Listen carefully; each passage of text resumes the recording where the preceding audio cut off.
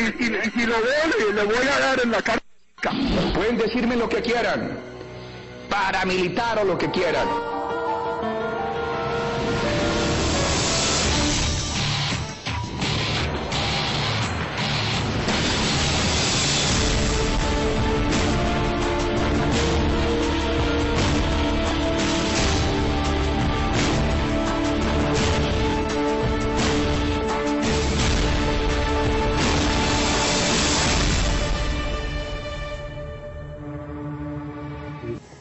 Era un presidente que viene de las regiones, que viene a caballo, que viene con sombrero, que viene como católico, que viene a tratar de construir el centro y a reconstruir por la fuerza la unidad nacional, en este caso contra las FARC.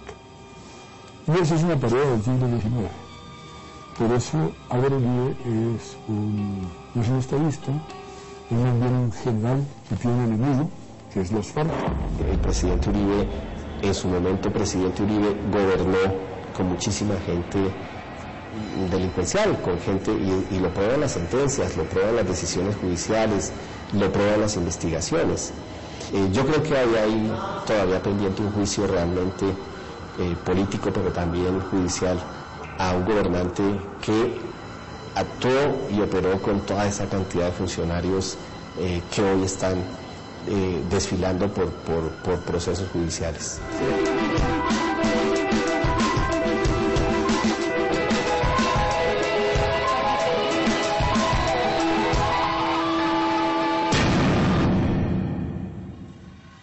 Álvaro Uribe nace en Salgar, Antioquia, un pequeño municipio de Antioquia, hijo de una familia, digamos, prestante de la localidad, pero un campesino, digamos, hijo de un campesino rico. Ese campesino rico, su padre, Uribe Sierra, era un negociante antioqueño. ¿Álvaro Uribe y sus hijos han presentado alguna vez su declaración de renta? Aunque han prometido, por lo menos en 2 oportunidades, primero el presidente públicamente en una locución presidencial televisada ante todos nosotros dijo que iba a entregar su declaración de renta, nunca lo ha hecho, ni ha sido posible conseguirla de ninguna manera. No sabemos cuántas fincas tiene el presidente Uribe, no sabemos cuántos títulos mineros tiene el presidente Uribe, por ejemplo, o no sabemos acciones en qué empresas tiene el presidente Uribe. Esa es una información que sería muy importante conocer, ya que muchas empresas que fueron beneficiadas durante su gobierno, como por ejemplo la Grumo, después han resultado inmersas en casos de corrupción, de contaminación al medio ambiente y también de violación a los derechos humanos. Y a sus hijos tampoco. Sabemos que tienen Salvarte, sabemos que se hicieron una gran oportunidad en la sabana de Bogotá, cambiando la destinación de unas tierras de agrícolas a zona franca, y que esa zona franca fue aprobada por los funcionarios y por los funcionarios de su padre, pero no sabemos qué tan ricos son, no sabemos qué negocios tienen. Sabemos que es hijo de un tipo oscuro y tenebroso, que igualmente es hermano de un personaje también de las mismas características, y que siempre ha estado, todo su entorno y su contexto ha sido el crimen y el narcotráfico. Quienes quieran disfrutar la libertad, que permitan que el pueblo disfrute la tranquilidad. El amor por esta patria sea la llama a través de la cual nuestro Señor y la Santísima Virgen me iluminen para acertar. ¿Se han descubierto vínculos entre Alberto Uribe Sierra, el papá de Álvaro Uribe, y Pablo Escobar? Pues sí, claro, no se han descubierto, son evidentes, son amigos. El papá de Uribe hacía corridas de toros en favor de las empresas de Pablo Escobar, y cuando murió Uribe Vélez fue en el único helicóptero que había en Colombia que podía volar de noche, que era de Pablo Escobar, y era un helicóptero al que precisamente Uribe le había dado la licencia de operación en Colombia, siendo director de la Aerocivil. O sea, hay incluso videos de Pablo Escobar condecorando al papá de Uribe y a un narcotraficante que era rejoneador por las corridas de toros estas que hacían. Digamos, el sepelio de Alberto Uribe fue un acontecimiento en la Medellín de la época, donde mucha gente salió, digamos, a acompañarlo, y muchísima gente vitorió, digamos, hubo grandes páginas de obituarios publicados en la prensa de Antioquia, entre ellos uno de Medellín sin tuburios, que apareció el otro día de su muerte.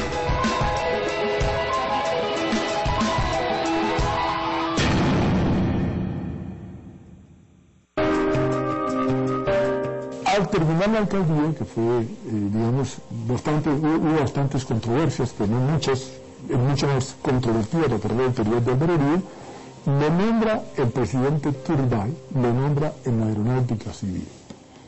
Y ese es un cargo importante, hay que decirlo, porque en ese momento, estamos en 1980-1981, fue el momento en el cual en Colombia se inicia la lucha contra los carteles de la droga. Es el momento en el cual Rodrigo Lara, Bonilla, el ministro de Justicia del nuevo liberalismo, inicia la guerra contra Pablo Escobar y contra Carlos Lebre en ese momento.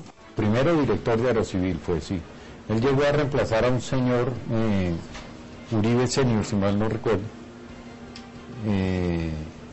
a quien asesinó la mafia porque no se prestó para lo que después sí se prestó Álvaro Uribe Vélez. Todo eso está documentado en los periódicos, publicado. Yo trabajaba para el periódico El Tiempo en esa época y cubría precisamente Aerocivil, por eso era que me tocaba ir allá y yo vi y conocí todo eso. Durante la gestión de él en la aeronáutica civil, como le cuento, lo que él hizo fue trabajar para la mafia. Él fue el que les dio todas las licencias de operación de las pistas y de funcionamiento de los aviones, que fue el elemento fundamental que permitió el crecimiento del cartel de Medellín, que incluía todo el narcotráfico colombiano. Se consiguieron muchas licencias, muchas de las cuales terminaron en vehículos que fueron parados a manos de narcotraficantes. Entonces sobre eso hay un gran debate. El secretario de Álvaro Uribe, el secretario general de la Aeronáutica Civil, era César Villegas.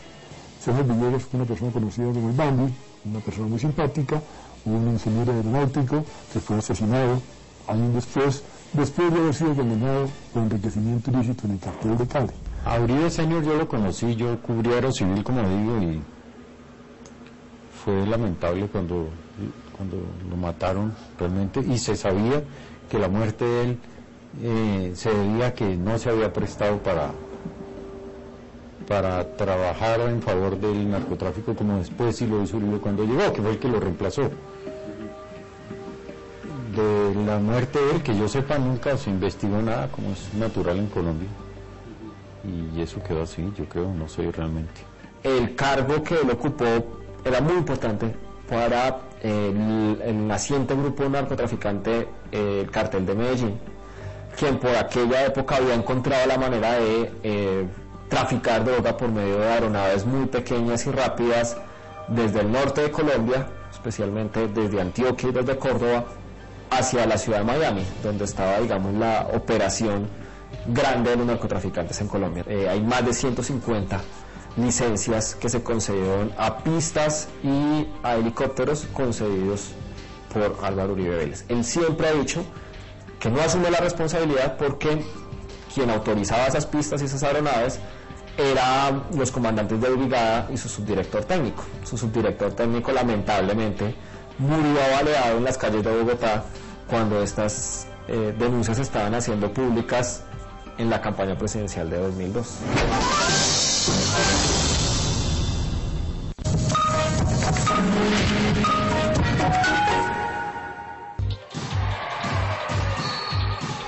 En el juego de baloncesto existen normativas que regulan el ataque de un equipo hacia el aro rival. Una de esas reglas es la de los 3 segundos. Dentro de las marcaciones de la cancha de juego existe un rectángulo llamado área restringida. Un jugador del equipo atacante no debe permanecer más de 3 segundos sin posesión de la pelota en esa zona, pues será penalizado y el balón pasará a manos del otro quinteto. Que comience el juego con una señal bien lanzada. Movilnet, la señal que nos une. Él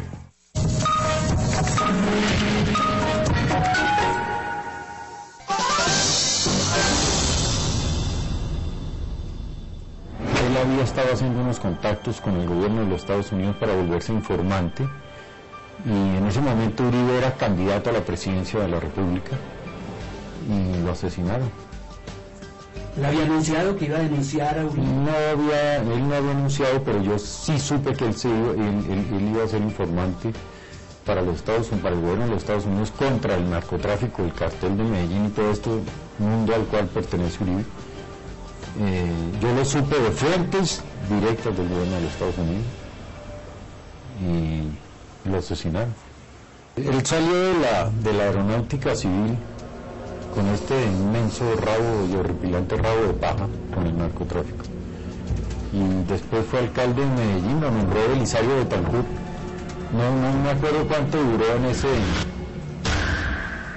ese cargo, pero sí recuerdo que lo despidieron del cargo porque por haber aterrizado un día en medio de una plaza de toros de mafiosos que estaban celebrando unas fiestas y unas corridas de toros, y él llegó, aterrizó ahí donde sus amigos los mafiosos, y el escándalo hizo que lo votaran. El presidente para entonces era Belisario Betancourt.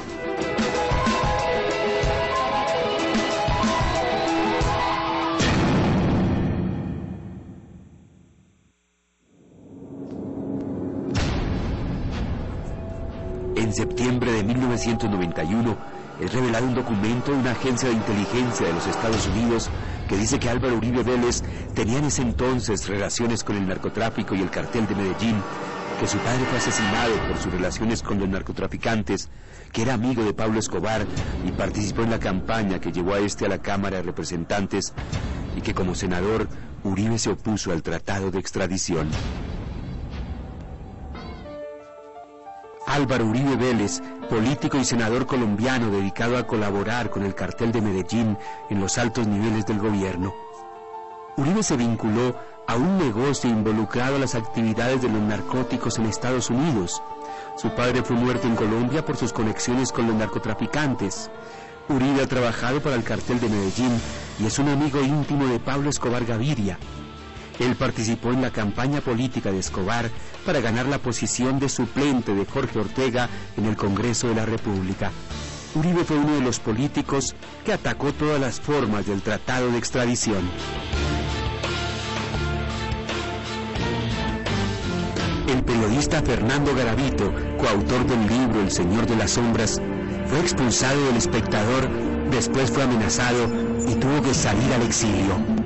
Yo estaba viviendo en Miami y la opción más rápida, porque tenía visa y porque yo tenía una casa allá, fue irse para Miami. Él salió con su hija menor Manuela, que en ese momento debía tener 9 años, y su esposa Priscila Welton y su hijo Fernando lo siguieron un mes después.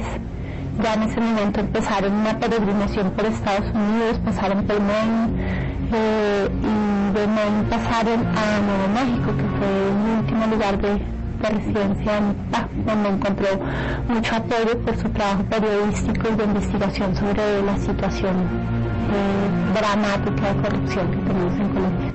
Fernando Garavito murió en Nuevo México, Estados Unidos, el 27 de octubre de 2010 en un accidente de carretera. Sí, es muy raro, nadie conoce un parte policial serio de cómo fue que murió Fernando. Los hijos me dijeron que ellos están ya muy cansados. A ellos les tocó toda esta persecución de Uribe contra Fernando, y en medio del asilo y las condiciones más difíciles en las que estaban en Estados Unidos murió Priscila, la mamá de ellos. Sí, claro, después murió Fernando y entonces pues ya digamos que este país y Uribe le saben muy mal a ellos y no quieren ya averiguar más cosas por ahora, ¿no?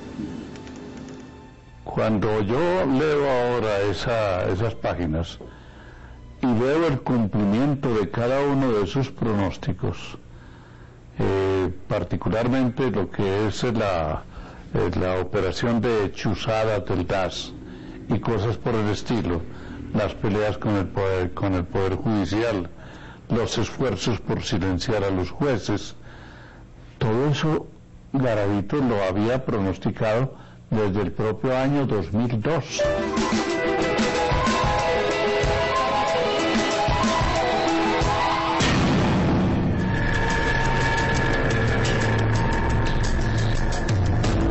La masacre fue realizada el 5 de junio de 1990.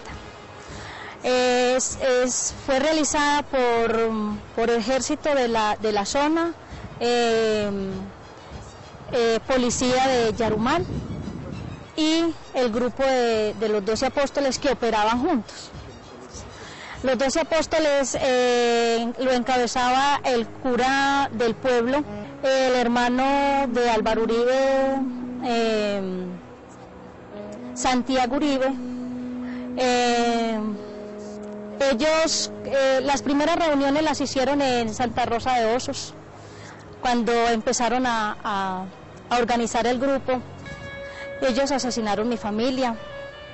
De la masacre quedaron 3 sobrevivientes, un menor de 2 meses, el hijo de Elvia, de 2 mesecitos de nacido. Mi hijo de 9 añitos fue torturado, lo golpearon, pidiendo que les dijeran en dónde estaban las armas, que quiénes eran ellos.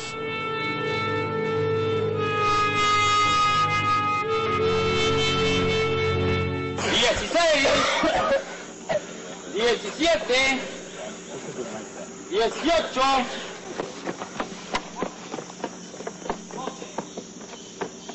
¿Quiénes somos nosotros? Nosotros somos una autonomía. Nosotros estamos luchando contra el Partido Comunista y todo grupo subversivo de Colombia.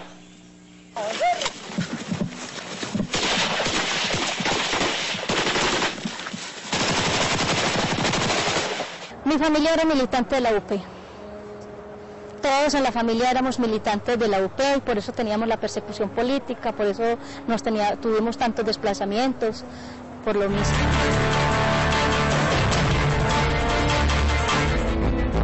Varios testimonios señalan a Santiago Uribe Vélez, hermano del expresidente, como el líder de los 12 apóstoles, grupo responsable de más de 50 asesinatos cometidos en los municipios de Santa Rosa de Osos y Yarumal, en el departamento de Antioquia.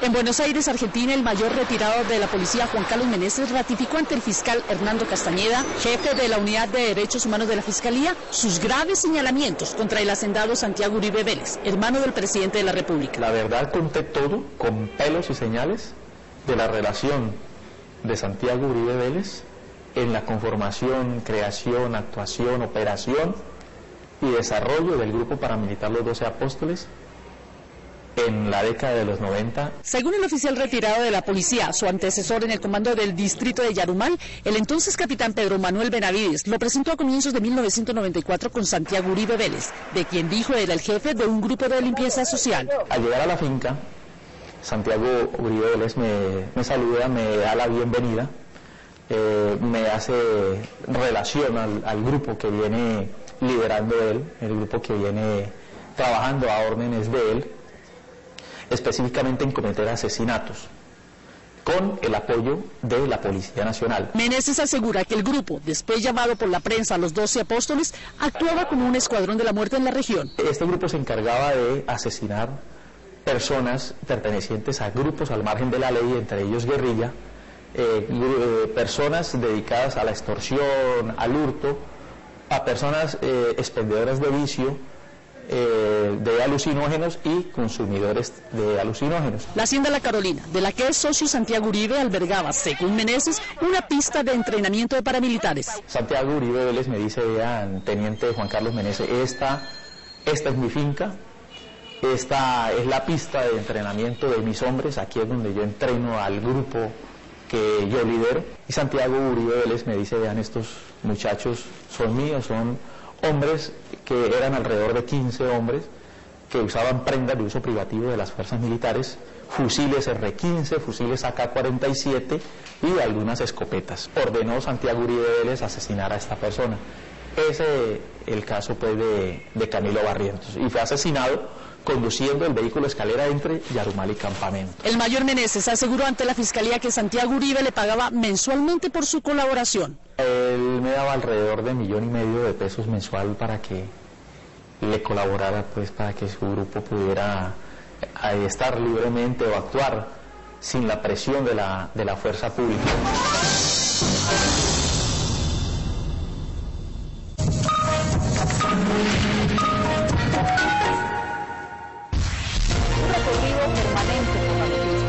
Para informar de forma veraz, y oportuna. Información precisa y de primera mano. Los hechos que afectan al mundo abordados desde su origen con visión latinoamericana. Más allá de lo que otros pueden ver. La señal informativa de América Latina.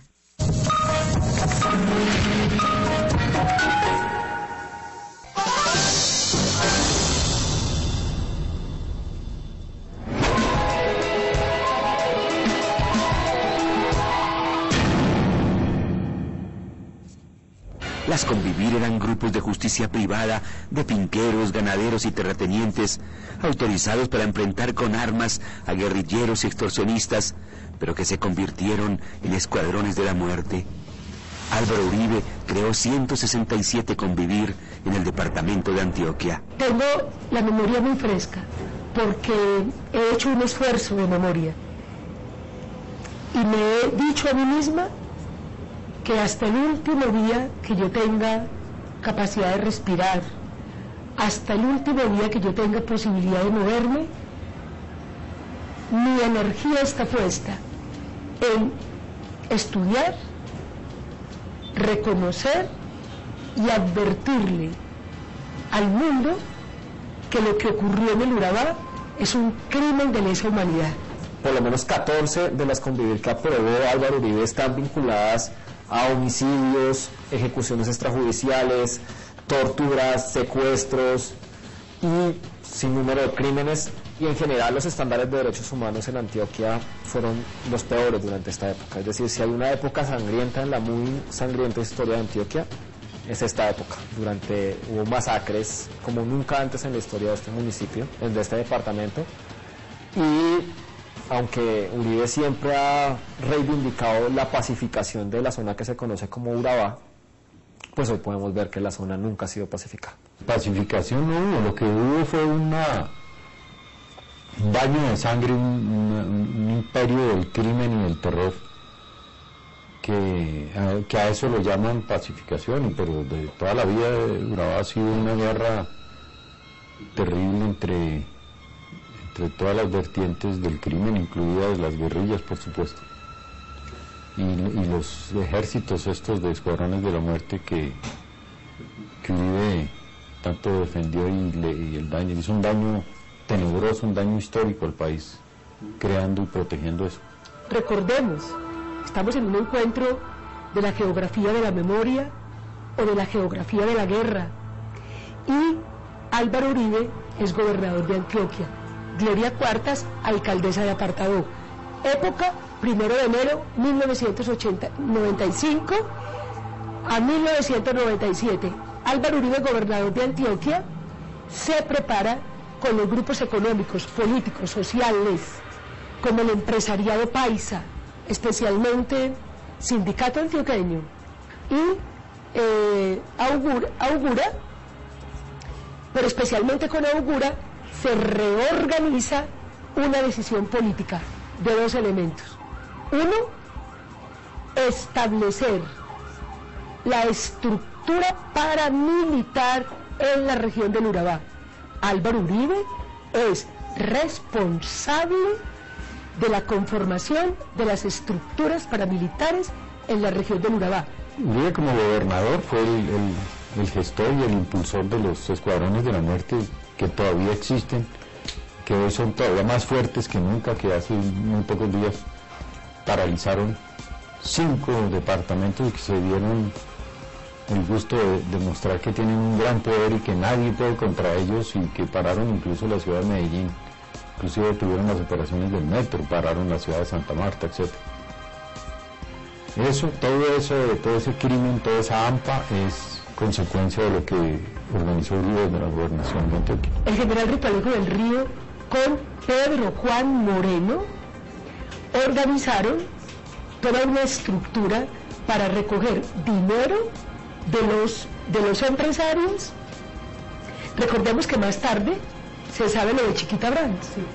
Y se reorganiza lo que se llaman vigilancias privadas, todavía no era Convivir, y Carlos Castaño tiene una imaginación geográfica de la región.